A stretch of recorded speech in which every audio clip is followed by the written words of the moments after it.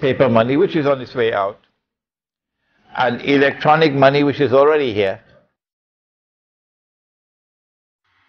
Under Gaddafi's rule, Libya attained the highest standard of living in Africa. It was the only debt-free country in Africa. He raised the literacy rate from 20% to 83%. He built one of the finest free healthcare systems in the world, therefore raising the life expectancy from 45 to 75 years old. Gaddafi gave women full access to education and employment and enabled women to serve in armed forces. Gaddafi provided to its citizens what is denied to many Americans or Europeans: free public health care, free education. If you don't believe me, check out the WHO and UNESCO data. Nelson Mandela called Muammar Gaddafi one of the 20th century's greatest freedom fighter.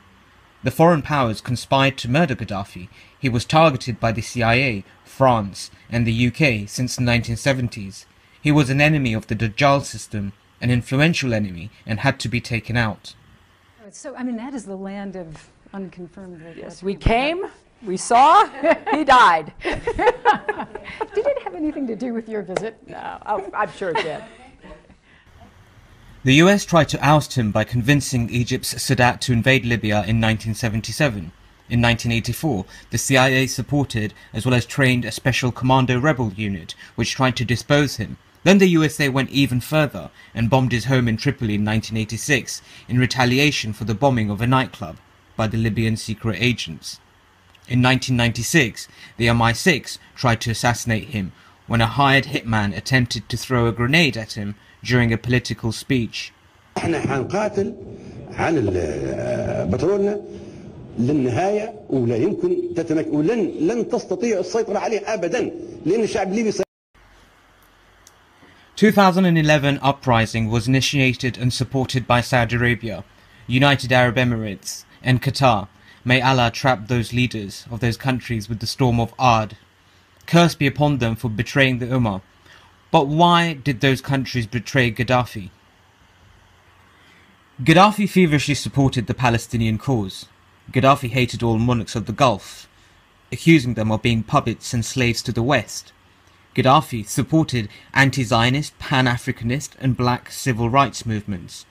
Gaddafi's main threat to the international bankster cartel was his plan for a common African currency, the gold-backed Libyan dinar, which would have replaced the all fiat-issued US dollar as well as the euro.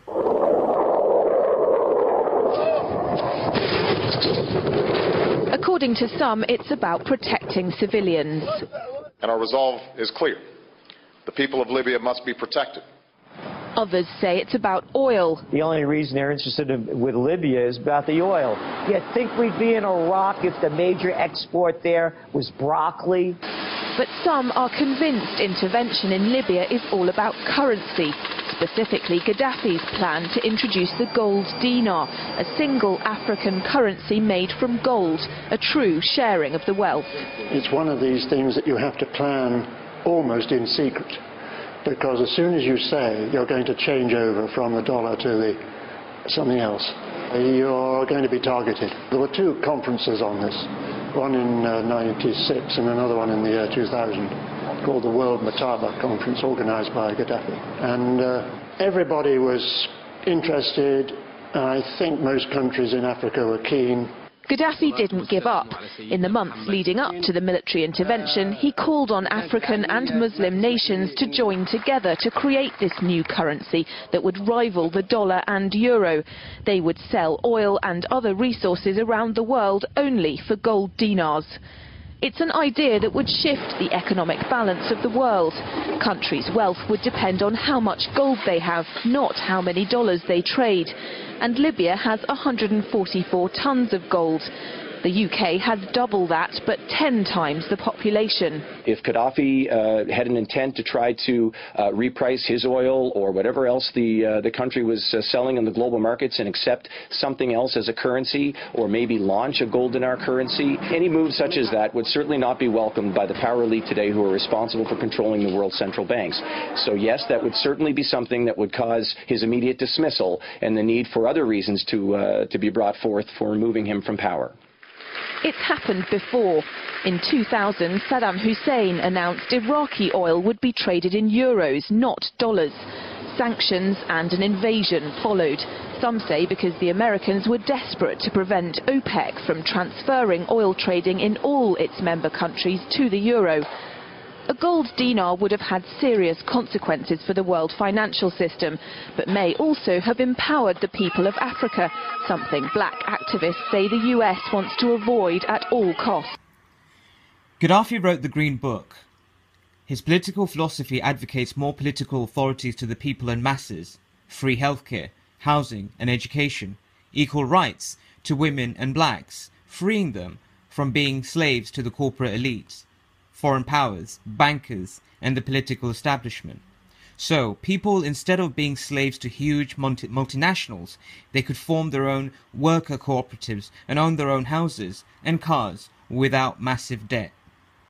Most of the money in our economy is created by banks in the form of bank deposits, the numbers that appear in your account. Banks create new money out of thin air whenever they make loans. 97% of the money in the economy today is created by banks, whilst just 3% is created by the government. Banks can create money through the accounting they use when they make loans, the numbers that you see when you check your account balances. They're just account entries in the bank's computer, that's all. Every new loan that a bank makes creates new money. While this is often hard to believe at first, but it's common knowledge to the people that manage the banking system. The money in circulation today has no intrinsic value. For a just system, look at the Sunnah of the Prophet Muhammad, peace be upon him. It's dinar and dirhams, gold and silver, something with intrinsic value. The time is close when paper money will be wiped off. And in our small communities, we'll have small micro markets. And in our micro markets, we will not allow the use of the haram paper money and electronic money. In our micro markets, we're going to use dinar and dirham. And when dinar and dirham are in short supply, or the police come and seize all our dinar and dirham, then we will turn to wheat and barley and dates and salt and rice and sugar and what. They can't ban that, can they? So this is my solution. And right here in this hall I have students. Right here in this hall now I have students who are working actively to do precisely that right here in Malaysia.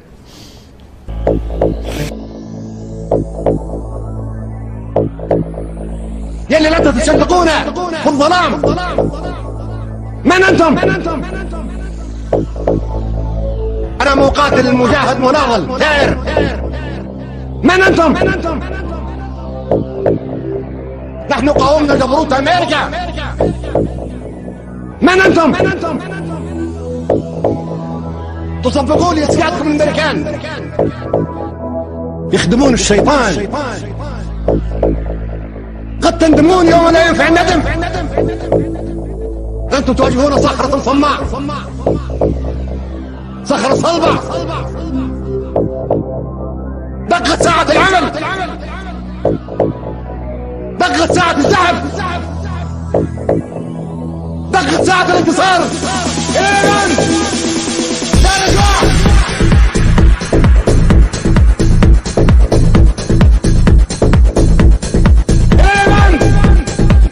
رجوع